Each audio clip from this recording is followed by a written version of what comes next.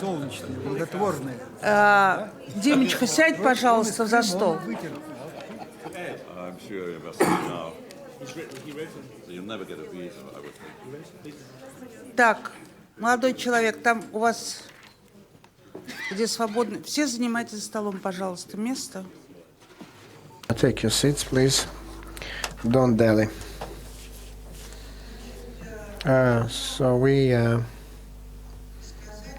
I'd like to say a few words of thanks to our beloved expert Nikolay Petrov, some member of our trustee council, so that he saved us. First, he saved us, saying that Kudrin didn't come here, but he could not refuse the invitation of Mr. Putin. I'm just making a note for the air that he's sick. So, but at the same time that he decides to go where he wants to go, even if he's sick. Yeah. But he goes where he wants to go, and this I want just to make a note for the internet broadcasting. But such a wonderful professional as Nikolay Petrov said something very important. So if they called Mr. Kudrin from the hospital, and so he had to go, it means that there's something is wrong with the economy of Russia. So now just we know everything, that the economy now will be made right. Yeah, good. Economy of Russia, and so Nikolay agreed to prepare a special topic for us, although he said I'm not an expert in this topic. And then we started to go over all the experts, and we realized that everyone who deals with the global world and international politics, so they always tell the West, and they go to the West, and and you can't find anyone. So they're always just traveling in the West, just telling about the politics and global developments. And Nikolay just happened to be here, and he agreed, because our international policy is a logical continuation of our domestic policy. That's why we'll talk about that. Thank you. Thank you for the introduction and for a chance to talk to you, because I'm just fresh from the trip. But before I start, I'd like to ask you a couple of questions that I was asking my students when I was reading them the modern policy course, and it was very interesting. Because a very interesting presentation was about the Levada Center. So the results were published two weeks ago. And to start with our conversation, to ask you, are you for accession of Crimea to Russia, or so? Please raise your hands, those who are for Crimea, that Crimea was added to Russia. Okay. And so Nadar is from Georgia. And now, who is against that Russia was that Crimea was who was? Yes, okay. So who are obviously against? So those who are more or less for. Okay, not decisively, but for. Who is against? Okay, those against. Adding Ukraine, Crimea to Russia. Okay, and who is definitely against? So adding Crimea to Russia. Okay, we're not going to count, but so those who doubt it, raise your hands. Those who have doubts about whether it was right or wrong to add Crimea. Okay, 5 persons who find it difficult to answer this question. And what economic and political implications? So the addition of Crimea So only positive, so that's some answers more positive than negative, more negative than positive, and then exceptionally positive, negative, and so no implications, difficulty. Okay, only positive. So who is going to raise? Okay, positive, right? One person think that the implications are positive, that Crimea was added. So more positive than negative. Okay, 4 persons, good. More negative than positive. Okay.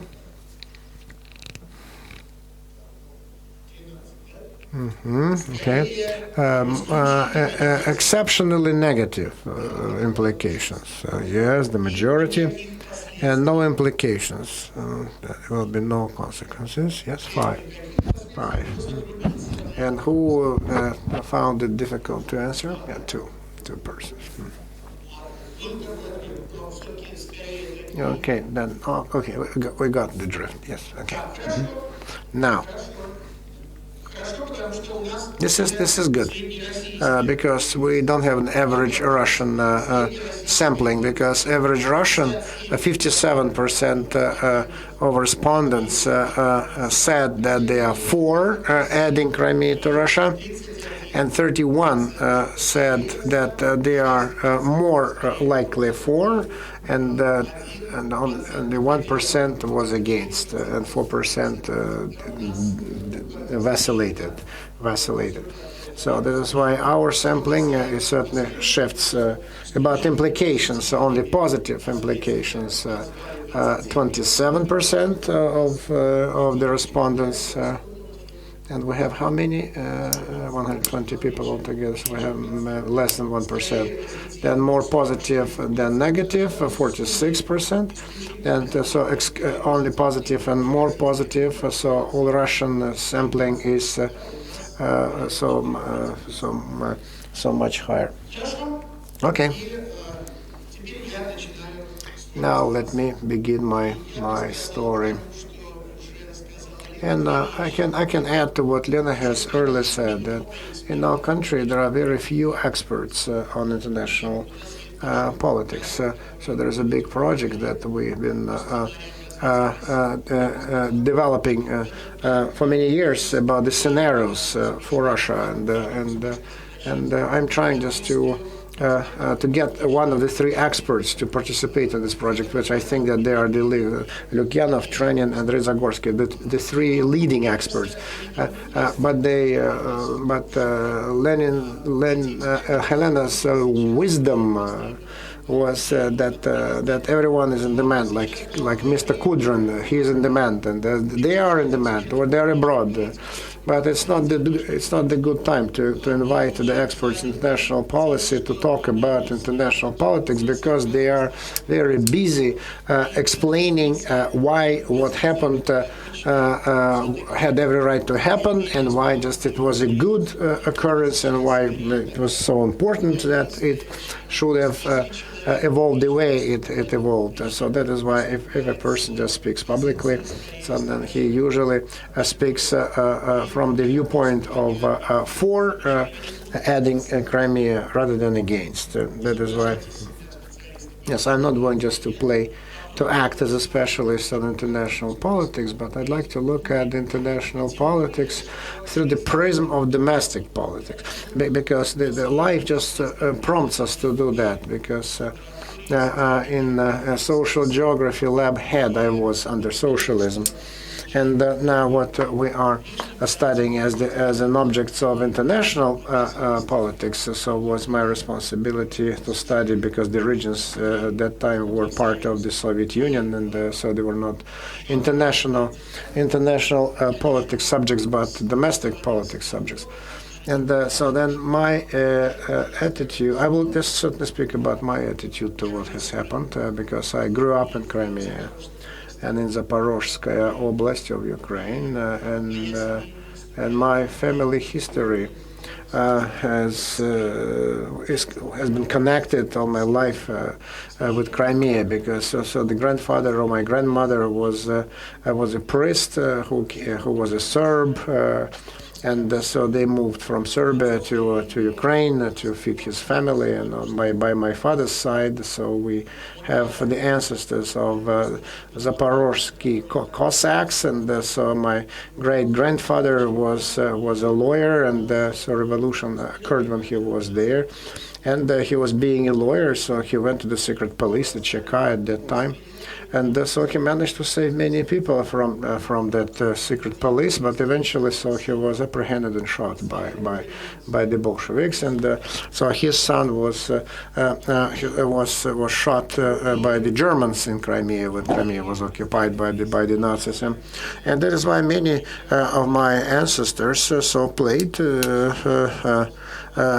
some important roles. And one of my Abalensky, one of my relatives, he was head of the land commune, and he held very important ranks. So when I was just making up this list, I was surprised to see that land commune land commune authority was actually opposing the Tatar land commune authority that was requiring the land autonomy for Crimea. So they were opposing them at that time. And so then the implications are versatile, and we so unfortunately, so Mr. Trenyov's work, Lyubov Yarovaya, so famous, so let Dunька go to Europe. So it was famous novel, and one of my ancestors built a country house in Koktebel, and now I have a chance to. So if there is a restitution, so I can claim to get this country house back in Koktebel, because it was a huge building, so part of one of the health spas under socialism. And so I say if there is a restitution, so I'm sure they will not give it back to you. Just forget about it, Lena prompts. And so I think that so it was a big and fatal mistake. So the way the authorities decided for this, will have to pay for a long time and very dearly. So what happened? So this is what I think, because the authorities just made a big geopolitical choice, and it was not discussed. So from the viewpoint of costs, inherent implications, it was not discussed on the national level, on public level, and it was done in a rash manner without taking into consideration the implications and the consequences. And so my students were given a task to do the SWOT analysis of the annexation of Crimea. And so they did the SWOT analysis of Crimea annexation. So it means that Crimea kind of bought on credit. So just acquired on credit, Crimea was. Because what the good thing, so we skimmed the milk already, and now just we'll have to live in harsh realities and negative consequences, which will drag and last and linger for a long period of time. And so then even just economically and politically, so then the burden and the price is very high, and we'll have to take it. So then so several bifurcations have been passed. So we crossed some red lines already. That's the point of no return. So the first bifurcation, the point of no return between the hybrid regime, which our political regime was, and between the authoritarian regime. So this bifurcation was crossed. The red line was crossed. And this actually that determines the political implications, domestic political implications, because the hybrid regime contains the elements of democratic, maybe decorative in major part of it, but still an authoritarian regime. So now, every doubt is removed. And, so there's no need just to keep the sets of decorative part of a democratic part of the regime, and so it's impossible just to embellish it, to add to it, to create something. And so then human rights courts, whatever, just it's so the masks are off, And so then the democratic component of there's a competitive elections, local governance, then the divisioning of the judiciary, legislative, executive. So it's all gone. So then legitimacy was getting weaker and weaker, and eventually, so we can see this very new, powerful legitimacy of the leader as a military leader, and not as an elected leader, military leader, because if the election of the elected leader requires normal, good elections, but the legitimacy of the military leader requires a war, and so that will just push forward the regime, and that will just make it go. Then another very important point related to that at a certain at one of our seminars we spoke that the hybrid regime, the elite was hybrid, so between the nomenclature system and the elite system. And now just very drastic steps have been made to restitute the nomenclature system of the elite. Another bifurcation that we have passed is the bifurcation between liberal and economic reforms on the one hand, and a mobilization model of military camp type economic development. So then Russia after 2014. Russia 2025. So that was the scenario. So there were two camps. So one of the camps are the people, the experts, excellent experts, wonderful experts who speak here. And the other camp, as one of them, one group, one team thinks that the situation is not so bad, it's not so dire, and that economically. So there will be no big issues, so there are no economic problems, and the regime can continue living like they have been surviving earlier. And in this case, they even strengthened their position, and such people as Alexashenko is one of those, Zukharevich is one of those, the members of that group. So the way to look at it from the economic position, their position is whereby the system is very inertial, high inertial, such a huge country with such a big economy as Russia. So nothing happens quickly, nothing happens rapidly. And the second group, and I'm part of the second group, jointly with Mr. Gutkov and Daniel Treisman. Whereby the group decides that what we see now is a radical change of the regime that will bring about very serious implications, economic implications as well. I will try to prove it. If you look at so at Vedomosti, there is an article that was published yesterday. So a canon against butter, I think. So actually, it studies the Kudrin position and Gurevich position. So which is the position of national economists. And so the essence of this article is that there is already a self-absorbing funnel, like a black hole, related to the redistribution of not only just reduction of investments, but with the redistribution of investments of the state in favor of the military-industrial complex. And Gurevich speaks about the relationship of Russia with the rest of the world. So Russia is 2.9% of the global economy, but with the expenditure, so then reported for the next 3 years and for the next 20 years of Russia related to the military-industrial complex, its share by 2025 will go down twice. Economic contribution to the global GDP. And then you can see the rest.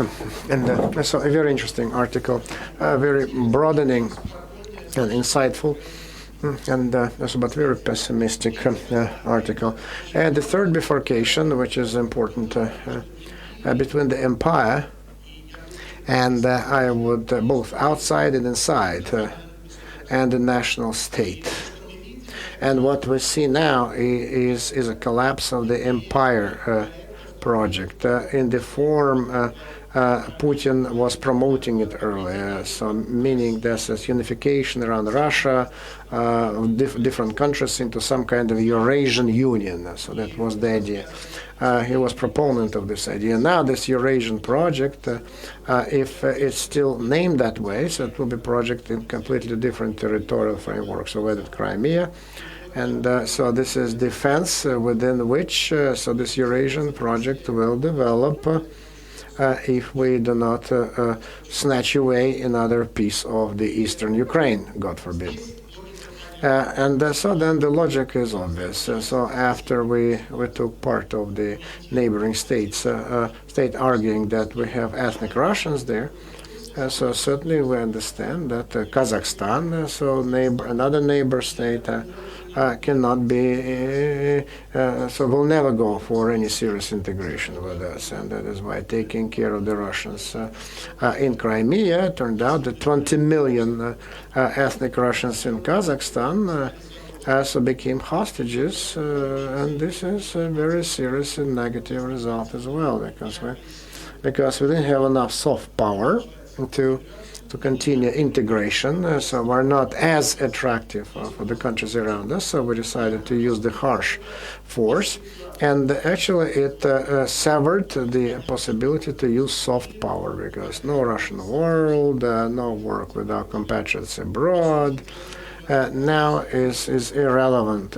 beside the point in view of the new circumstances.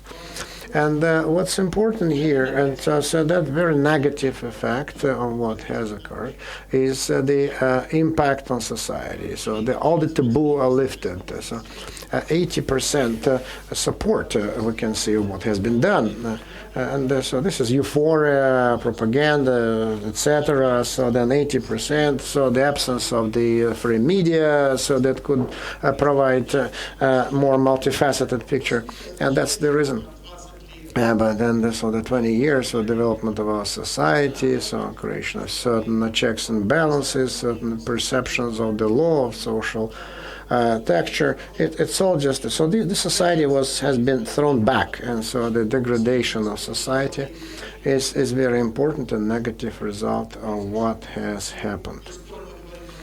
But since we're talking about the empire, then naturally, so then another implication is the risk of disintegration of Russia, because Russia by itself, inside its own borders, it's part of the empire, and those pieces that are not ethnic Russians. So now they sooner or later they may want to gravitate to another country, or as the centrifugal force may become stronger one day. And then the last choice that is germane to what I'm talking about, the global world, is the choice between the East, China, and the West on the other side. And this is a very, it's an about face, not necessarily economic, geostrategic, but it's mental about face as well, which didn't happen overnight. It is true that, so then the road to Chinese investments is open, so certainly on different conditions and terms than the Western investments, but there are challenges, and they are related to the fact that China is a partner. Certainly, it's attractive because it doesn't look at human rights, so they're not concerned with that, and so our country is much more democratic than China, and in some respects not much more democratic than China. But in what capacity do they need us? That's important, because China is a heavy economic partner, and so they're cumbersome. So Gazprom took many years to bargain the price of gas with them. But now just we have a weak position in these negotiations, because it's not diversification any longer, because now the situation in the West is worse. It means that our bargaining power is much less, and so we're weaker there on that account. So now let me try to go into some details. And the first point is that the logic for the confrontation with the West, it's not situational in its essence, and it's related more to the domestic policy than international policy.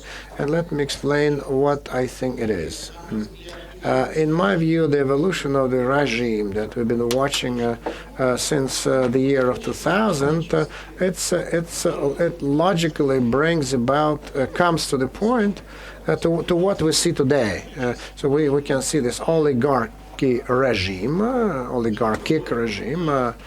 control over the economy through state corporations, and partly through private business that is owned by very few new Putin's oligarchs, because he removed the old oligarchs and then he brought in the new oligarchs, so closer, and as Nemtsov.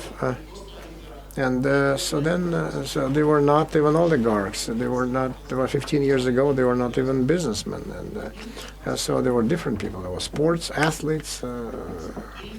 So they were his drinking buddies. So they were just driving the same car like Chemizov. But now they are. So there are a dozen of people who control the country, and who at a certain point of time just faced a choice. Those guys, very simple choice.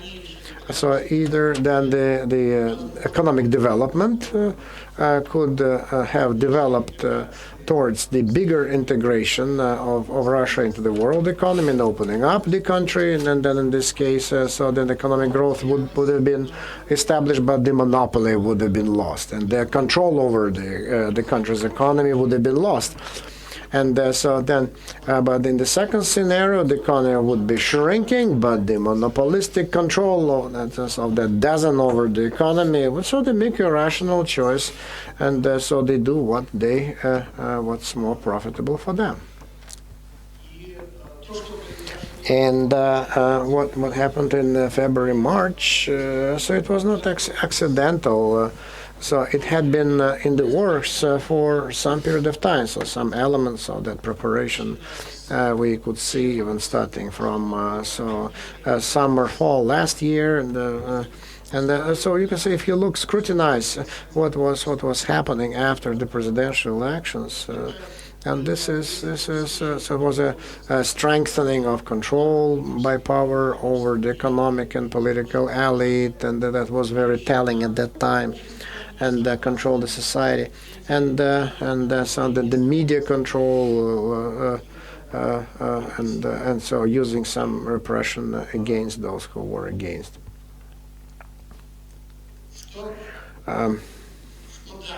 What's next? I think that unfortunately. So the good news, from the good news, we can say the following. So there's only one good news, that all political process sped up quickly. Because while the regime could hope that it would take several years in that condition, just to mark the time, not to make any decisions, slow, but now just everything has sped up. But from the viewpoint of negative evolution, so the sped up negative components have sped up, and so because we quickly get to a certain logical conclusion, logical point, logical dead end, and so. But anyway, so these processes they go very fast right now. So let me illustrate my point, so how this system is transforming itself. So first, the institutions which are weak are still weakening. So, for example, the government, which is not a body of strategic or even day-to-day management. So we can see it on the example of the political parties, 77 political parties, but they play a little lesser role than it was a couple of years ago. And what's important is out of 77 parties that came up like mushrooms after the rain. So we can see that there is only 2-3 parties that are where they can criticize what is happening. So Yavlinsky's voice was critical. So he was born in Lvov. and like Zhenya Gontmacher, so then the voice of Ryzhkov, who we just even don't know here. So which party he's the leader of, we don't know even. And Navalny, who spoke very harshly and spoke very forcefully, and that is why he is under home arrest. And maybe just he can move into a less comfortable place. So these functions, these managerial functions, they move. They're less formal now to such authorities like a commission headed by Mr. Sechin. So the strategy of development of the fuel and the energy complex and etc. Or just other less official, less visible. So Kovalchuk controls the media environment, and so we never saw this kind of monopoly in the media. Then we have Shkolov, who controls the special agencies. Sechenov controls oil and gas. And so the second very important line is building the police state. In a fully fledged police space. So then these special agencies have been given additional police authority concerning business and the citizens, strengthening the controlling, monitoring component, the reduction, widening the practices of shortened trial. So when a person admits his crime and admits his guilt, then there's no need even to collect evidence. And then the collateral effect is so then the conflicts how they settle between these special agencies. Because if there is no outside control over the secret agencies, the only way is to pit them against each other, and so then to keep the balance of power and just to diminish that they will slip the leash,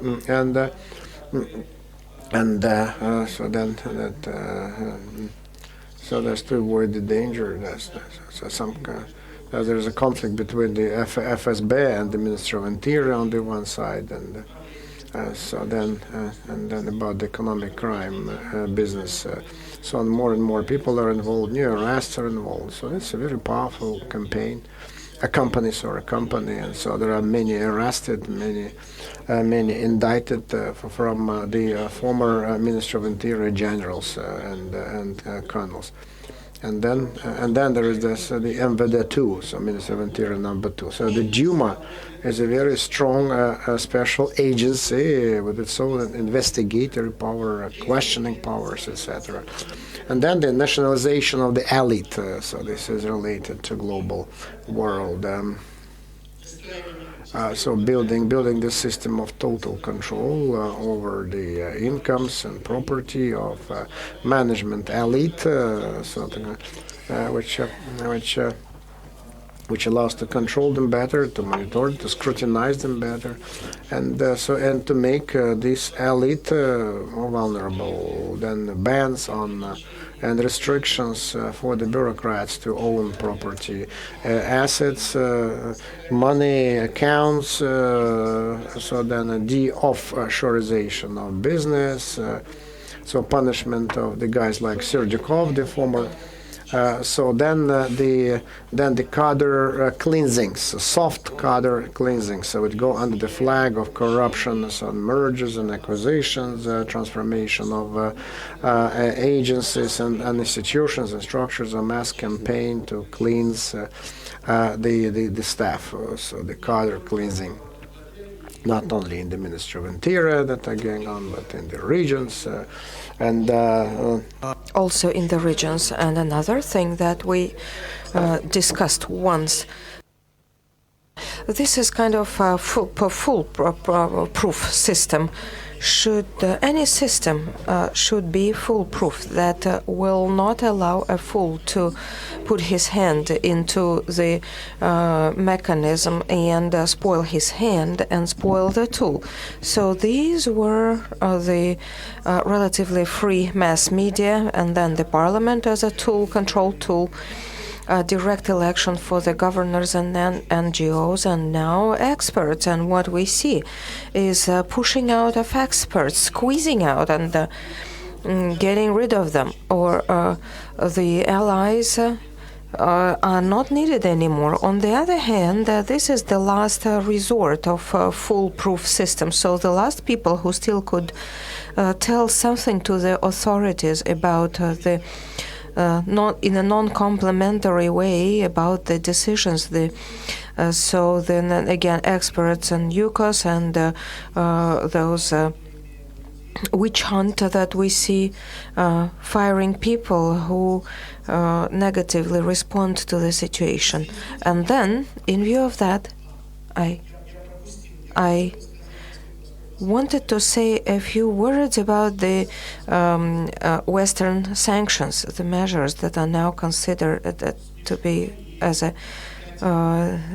decoration, some fun. But the sanctions that have already been announced and launched do not have a quick effect, but they are rather serious, and many things have not been announced, actually. It's clear that in the situation when a country or the regime acts in an unpredictable manner, violating all possible rules and claiming that they have the right to do so.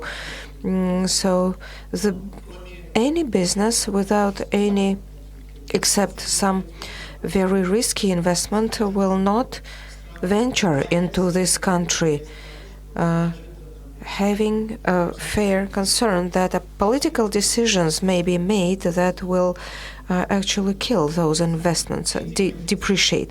And the third wave of sanctions that we may see, and probably not, which is, but because it's already quite serious compared to the previous two, but it's not in the sanctions. The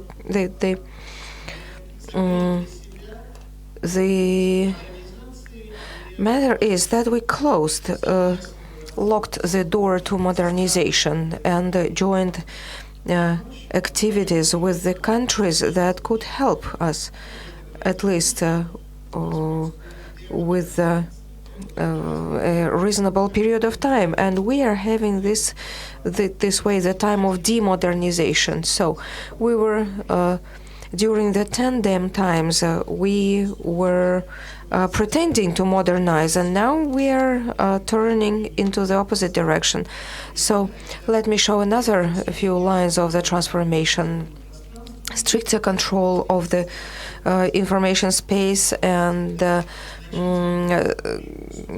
canceling the last islands of free speech, and then the judicial power undermining, and then economic consequences and horizontal rotation, and so on and so on. And so trying to conclude, I would say that half a year ago, when we were presenting scenarios by 2025, so we were not unique in saying when you have a team, it's difficult to offer something unique. We had three scenarios: status quo scenario, positive, a good optimistic scenario that we called Perestroika 2, and a negative, we call it Stalin Light. Now that we revised scenario, we have this Stalin Light. Every half a year, Ministry of Economic Affairs revise their scenarios, and the worst case scenario becomes the best case. Now we have that Stalin Light. Seems status quo has disappeared because it has been disintegrated, and the trends that are ongoing and that tried to depict are very negative, and now the Stalin medium scenario coming to mind.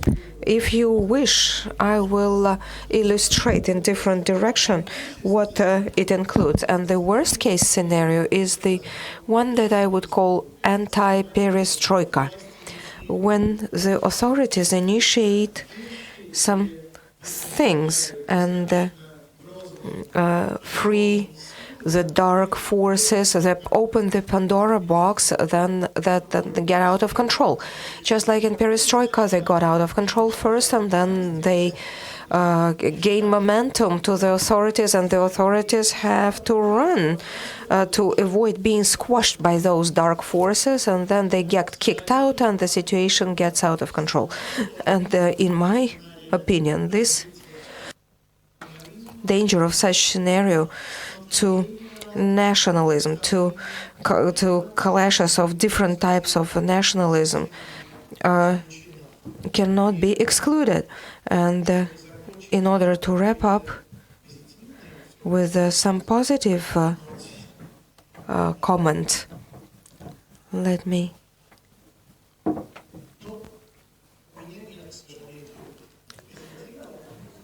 no, please, I don't have anything positive in my, because I'm so tired of well, even the thing we are here, the fact we are here and still discussing options is a positive fact by itself. Pray for it, pray harder, and then I hope we shall go on and evolve further. And I think if we try to find a positive hue to this palette, as my colleague Kant Maher said, that now the society is brought to such a state of this strange euphoria, or fermented by some nationalism, by outburst of feelings that have been boiling for 20 years, of this national humiliation, loss of status, of great power, we have now shown. And this outcome cannot be quick, simple, and easy. And we cannot get out without being hit with a stick on the head and understanding how bad and difficult it was. And we may see the situation, consider the situation as positive, just thinking that each of us now has to think under the circumstances independently, to ponder, to consider what's good, what's bad, what the country needs. And the situation of fatherly protection that has been cultivated by the authorities, on the other hand, was very convenient to most of the people who are used to be paternalized and protected and cherished and nourished. And so probably, I'm afraid the price will be too high. We shall have to pay dearly, but we can still hope. Then the society will get out when it happens. So far, I don't see any, but it will get out more mature, devoid of old perceptions of a great power who everybody dared to kick. And my sadness and care is that many of the processes that we observe now, and we're used that, every day tomorrow is similar to today.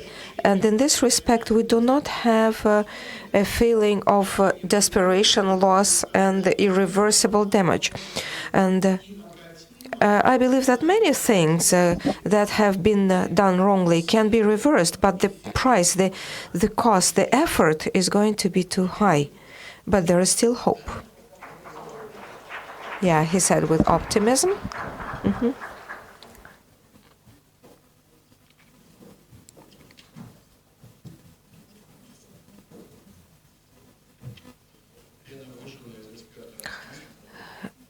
So we squeezed a drop of optimism out of the colleague, but now we can talk in a very objective, unbiased manner. So, my lady, the floor is yours.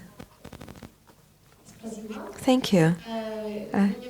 My name is Justyna Prosetychowska from Poland, and just like some people joke, I represent something that does not exist. The Center of Polish-Russian Dialogue and Consent. These are bad people who joke this way. We still keep talking. We have dialogue and consensus with Russians. My question about the scenario, Stalin medium, Stalin hard.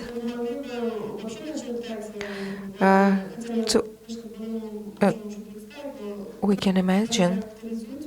Could you please describe and elucidate the differences and the specifics and the external component and politics, including the military component, potential military?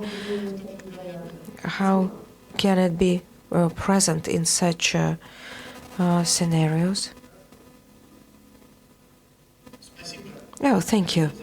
Thank you for the question. I'll try to briefly describe the Stalin medium scenario, but as I'm not a military expert, fortunately, I think that the impression about some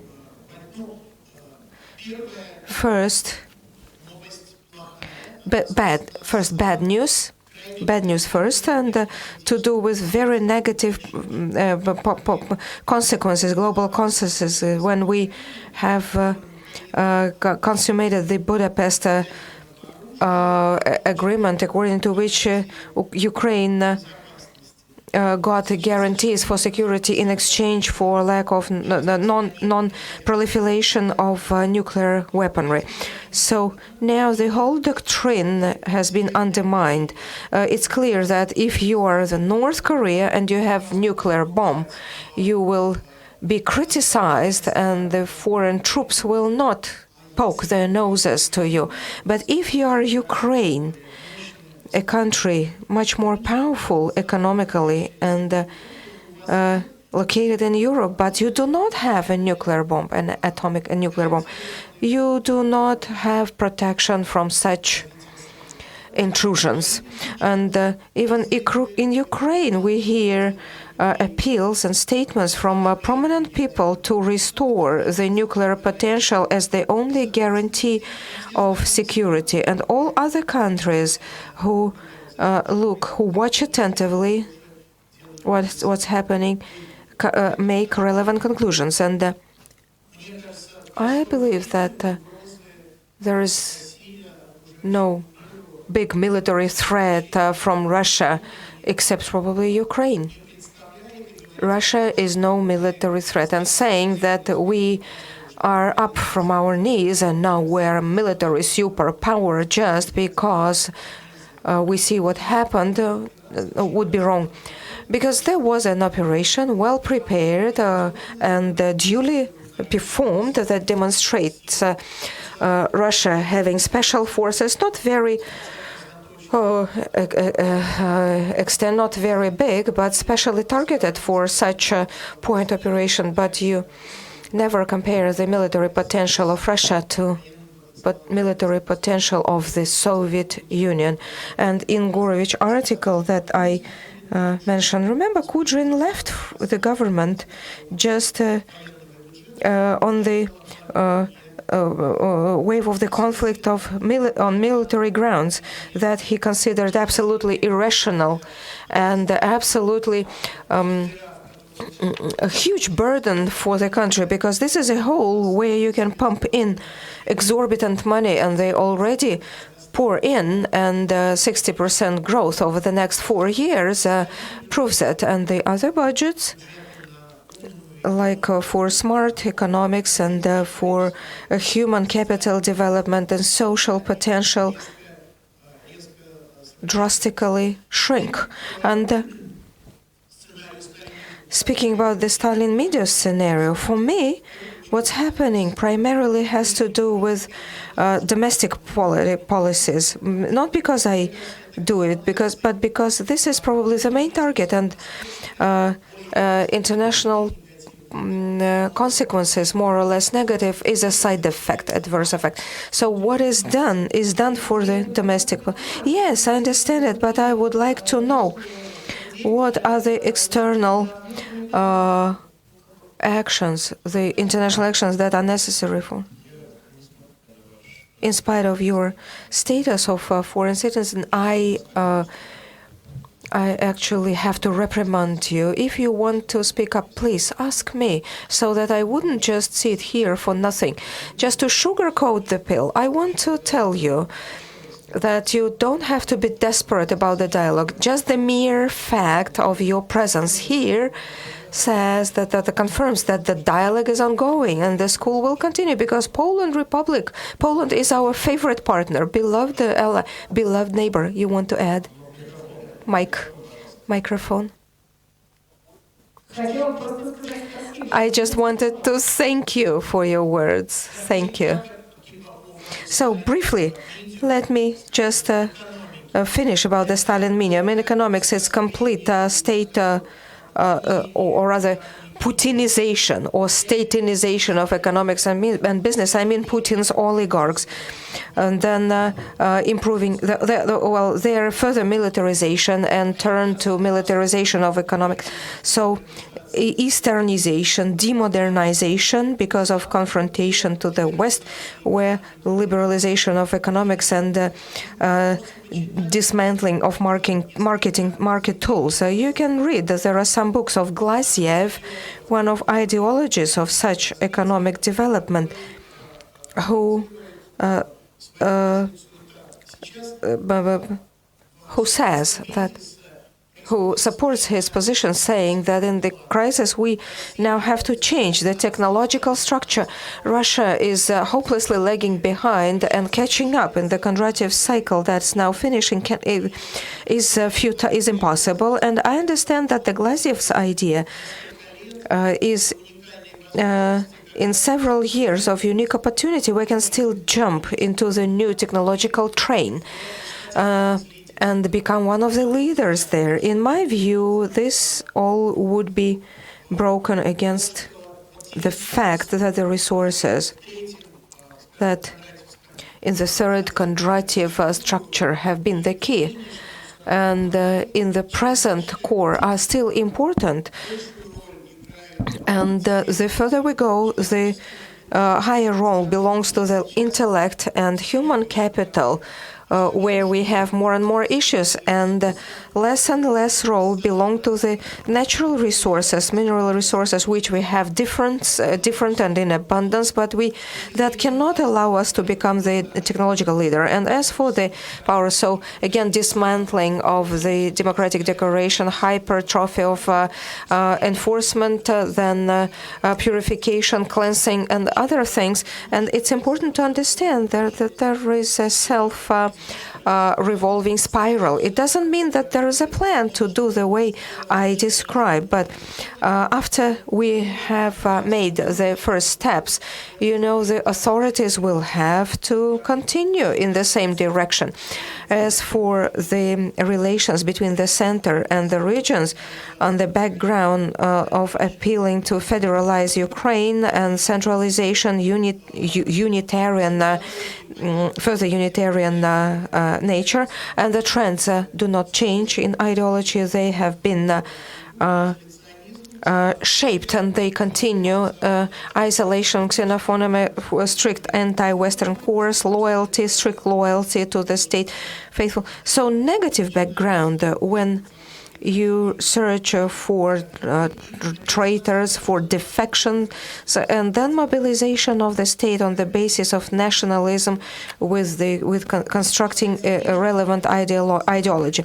As for the external international policy in Stalin media, so strict opposition to the West, ideologically, politically, economically, so expelling Russia or going out of international clubs, exiting the international clubs, so blocks with the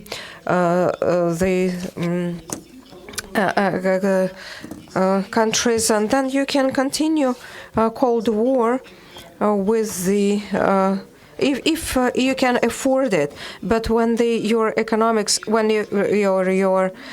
system is down, it is kind of an outburst of negative energy that is now taken as strength and assertiveness with further decline to countries of the second row. Then again, rebuilding of the system of satellite countries like quasi-USSR, like east of Ukraine, and the external ring of enemies and then approaching China as a small younger brother, and then arms race. And 2 days ago, I saw the Security Council on Arctic areas where they outlined main conflicts. So these are the main features of such a scenario. Stanislav.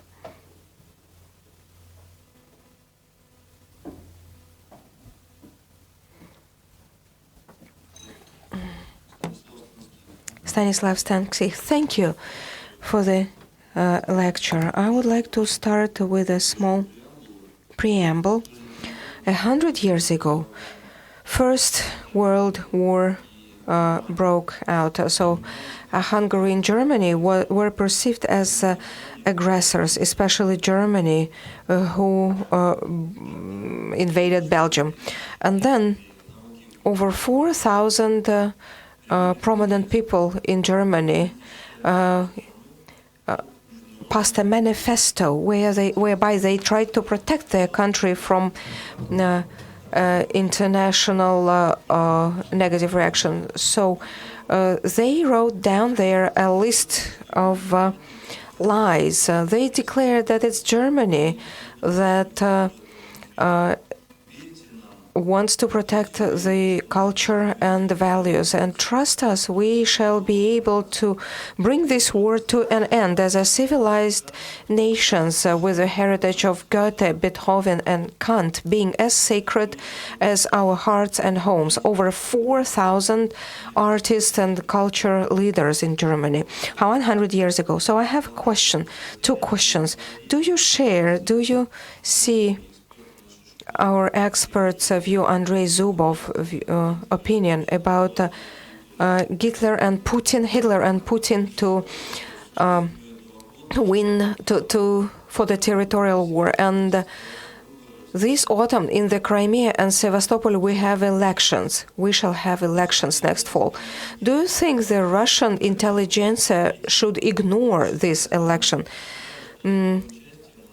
Considering that just by participating, we shall make them look legitimate. Before passing the mic to the expert, I wanted to remind Stanislav that someone was fired for such comparisons. No, the court has reinstated. It looks like a different branch of law will apply. So the precedent law, the case law, probably applied because Zubov is a member of the election commission. So I didn't really bother to enter some commission, but just like any comparison, any parallel, the fact that people think about it and discuss is very important. Probably there is no direct comparison, but there are some consideration. It would be probably logical just to remind about it. Yesterday, we were discussing in our team what was happening to the society, and there were several threads or leverages to do this mobilization of society, and the fascism was one of the main lines of discussion, saying that in the Crimea and eastern Ukraine we protect our brothers from fascists, meant kind of appealing to the part of each and every soul that is responsive and which will justify any actions and means, and therefore the authorities hate and getting very edgy and nervous when this parallel turns in a different direction. As for the election,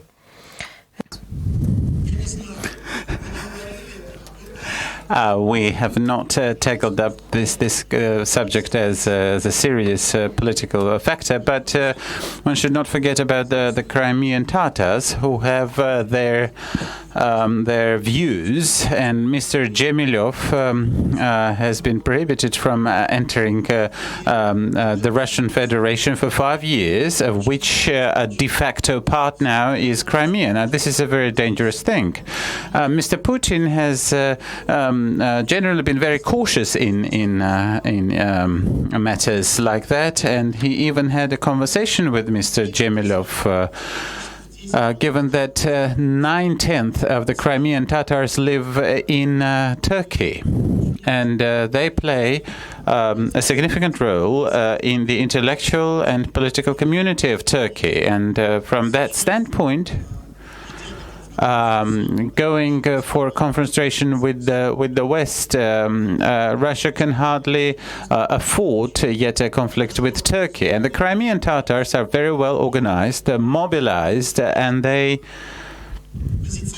have positioned themselves as proponents and champions of the Ukrainian independence and the Ukrainian statehood. I think that elections have to be considered on the basis of some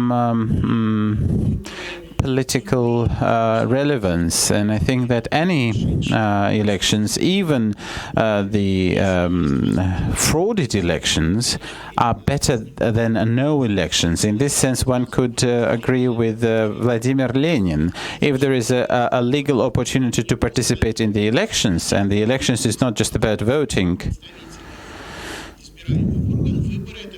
elections is also about an agenda, and a political agenda, and a public discourse. In this sense, I am more of a proponent for elections. So I think that there is every sense to participate in elections, even if there are such gross falsifications. Rasul Kadiev, alumnus of 2010. I lived in Crimea up until I was 12, and I came back from Crimea a week ago on Sunday. I have a question to the experts.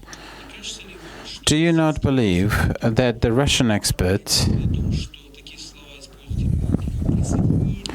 talking about annexion, do not take into account the opinion of the Crimean population, and they ignore the political will of the people in Crimea, which may indeed have a very adverse effect on the Russian regions. Do you not think that experts have gone along the path of rendering legitimacy? Everybody talks about politicians, but the will or the desire of the people remains unnoticed. Well, I think that this country has gone through and seems to be continuing to be going through a whole number of attempts there have been many attempts to secess, and with all due respect to the will of people, I'm more than sure that the majority of people in Crimea, under the economic and the political duress, when people were told that if you join Russia, your salary will go up or your wages will go up 3 times, I think that most people were pro-Russian. It's true. Even if the referendum had been 100% honest, I'm sure that the majority of people in Crimea would have voted for what they for the entry into Russia. The other question is how the referenda are conducted, and legally speaking, it is impossible to say that this referendum was in any way illegal. And generally, Russia would, of course, wanted to see Crimea as a unique case, just as Kosovo is regarded as a unique case for the West. And the Crimean case would not be viewed by the Russian government as a precedent for say, Chechnya or Dagestan. So indeed, there is this danger.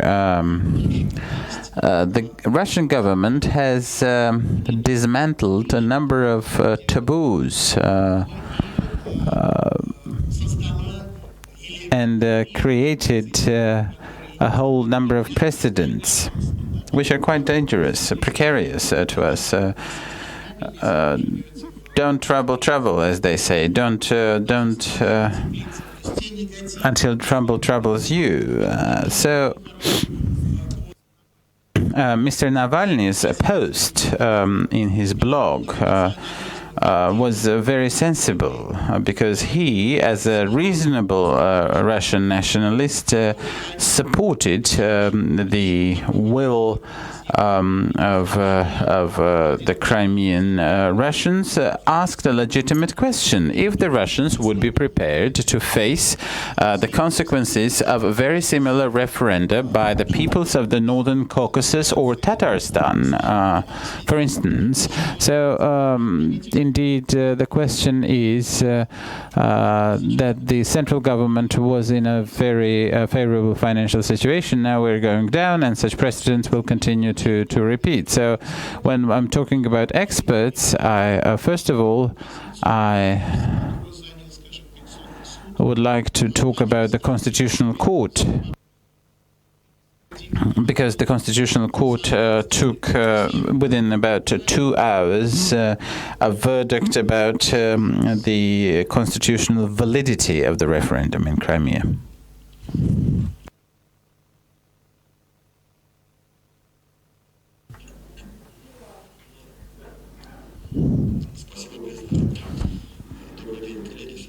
Sergei Terekhin from Yaroslavl, alumnus of 2010. Let me remind you that apart from the 3 names you've given, there is also Boris Nemtsov, yet another oppositionary politician who is a deputy of Yaroslavl, who has also voiced his opinion about the Crimea more than once. I have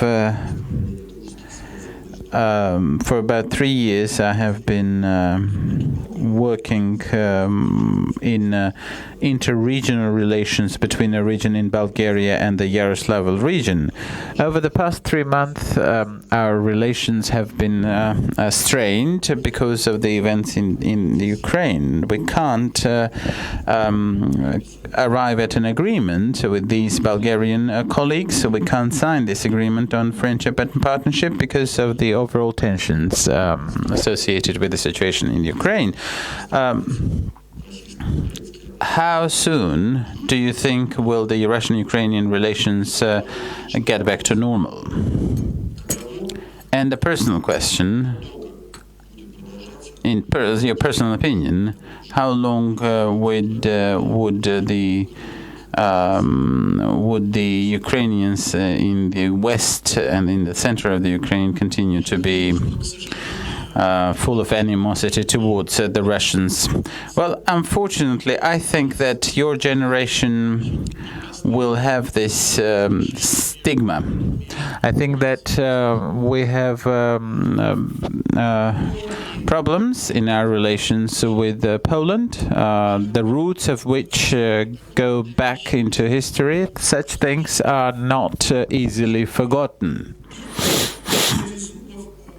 And I think that Mr. Zubov spoke about this. The verve of his speech was not so much about comparing Mr. Putin with Hitler, which he didn't do, but he said that the Russian and the Ukrainian peoples were fraternal peoples, have been. And what is and has been happening lately, it is not that we're creating foes out of our brothers, but we are also changing ourselves. There is the poll of Levada Center about the attitude of Russians towards other countries. For the first time,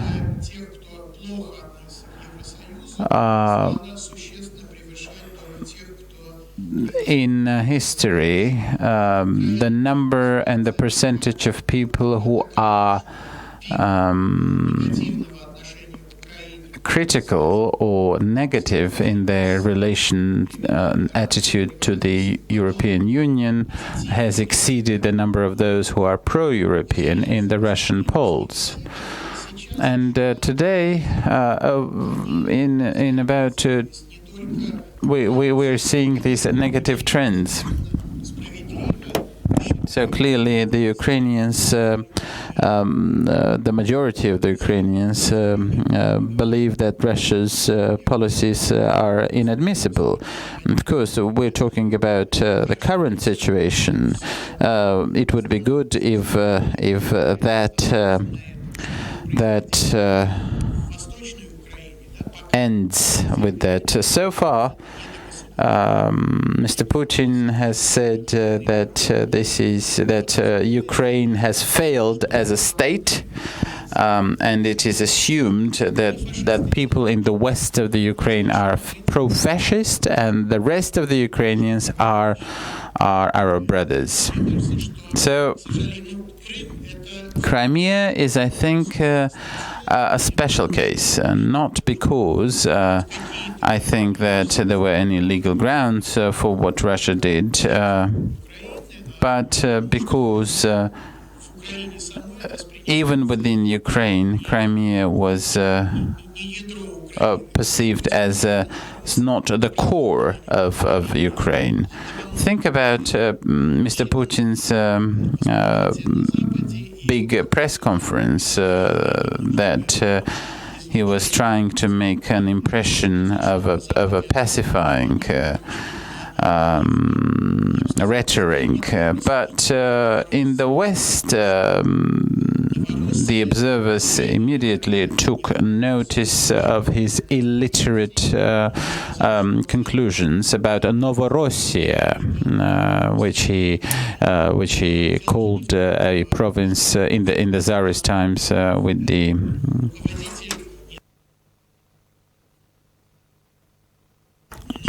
the head.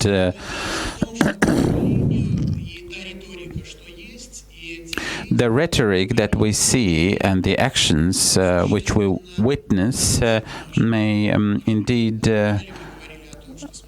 harm our relations with the rest of the world, as they already have done so. We can see that the number of victims is increasing in the east of Ukraine, and this situation is not controlled.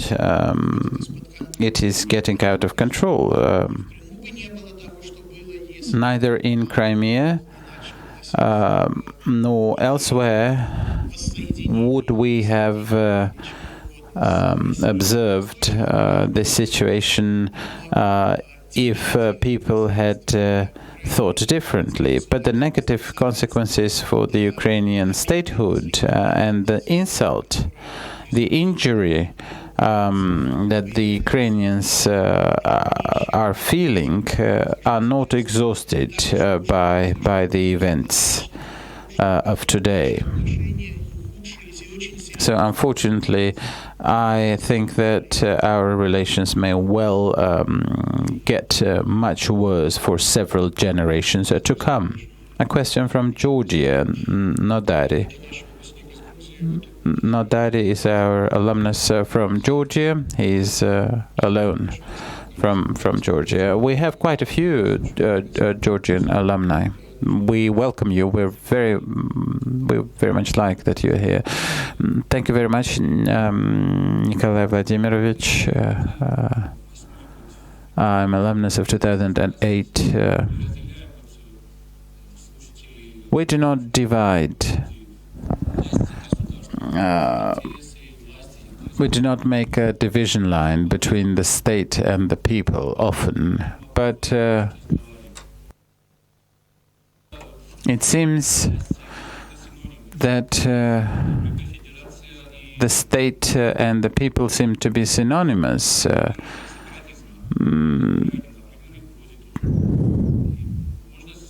Do you believe that it is possible to view politics from this angle?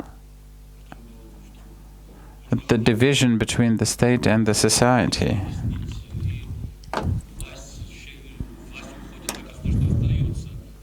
The governments change, but the peoples persist.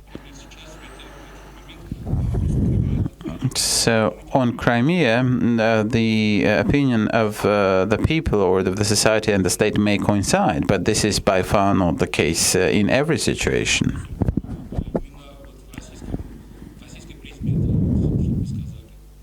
Could you evolve on that through the Russian prism? I think that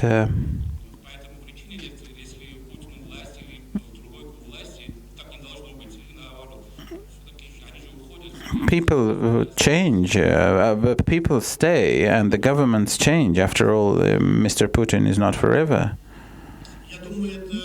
Well, I think that this is one of the key questions, what you have said, especially with respect to the foreign policy. The fact that we do not have a clearly defined we do not have a clearly defined national interests in the foreign policy. And what we are viewing today is often reduced to corporate interests and even personal interests rather than national interests. And it is my candid belief that what we have been seeing is quite contrary to Russia's national interests, but maybe in line with the interests of the regime. And unfortunately, as every other nation, every country, including this country, we are seeing a situation when the government is acting based on its own interests rather than the interests of the society and the interests of the people. And the position of being criticized and the position of the critics in this respect is different. Each of us, unfortunately, takes part in this common action. If the society are not in a position to force the government to act out of the national interest, it is also the blame of the society, the guilt of the society.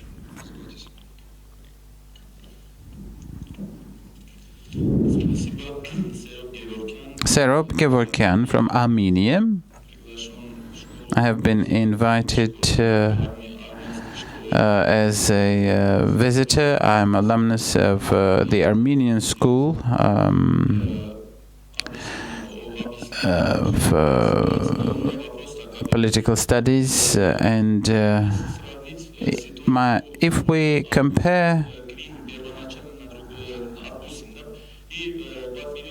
let us not take the example of Crimea. Let us take the global standing or the global stance of Russia.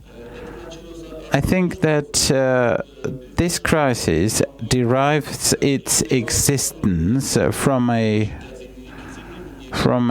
coup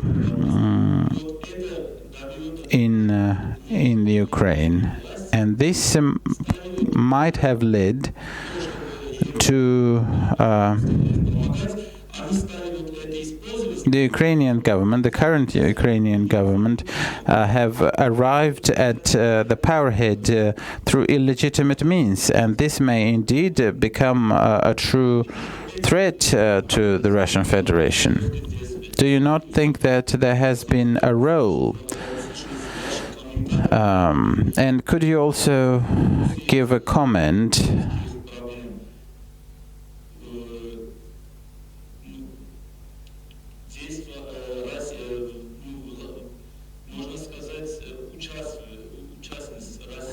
do you believe that the participation of Russia in the Syrian conflict would dwindle? Do you think that Russia will refrain from any active policies in Syria?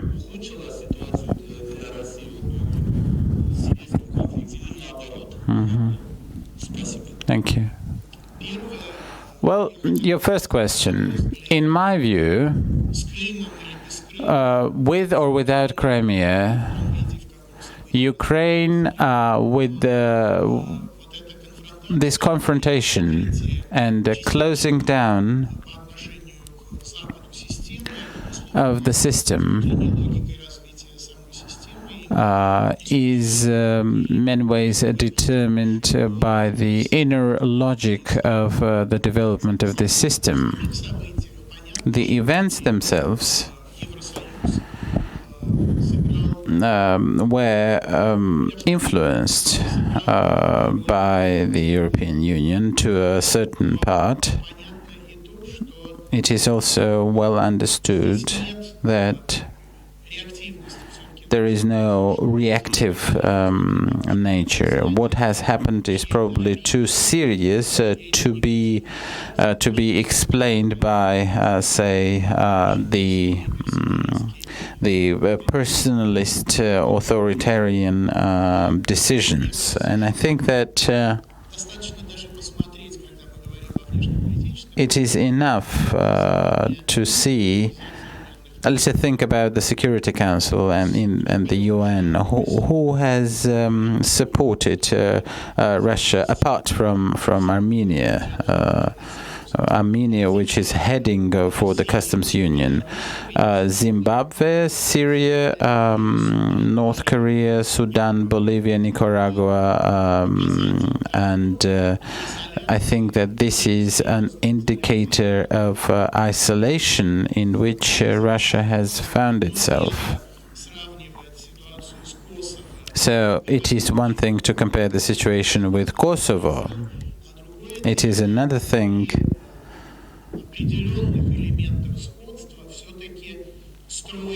to build the policies based on some agreement or support of a part of the international stakeholders. Indeed, what has happened could have happened in a different way in 6 months, but we're talking about the logic of the development of this regime, which in 2012 entered the phase of confrontational relations with the West. A regime which is most of all interested in retaining of its power and its monopoly position in the economy. And your second question about Syria. Yeah. Yes, my second question about the influence of Russia in the Syrian conflict. We know that last year the Russian diplomacy indeed averted the bombardments of Syria. What about now? Well, I think that the authority of Russia in the foreign policies has been severely compromised by the latest events. And in the foreign policies, we see this like a swing. Mr. Putin was like a jubilant during the Valdai Forum last year because he was able to avert the intervention in Syria.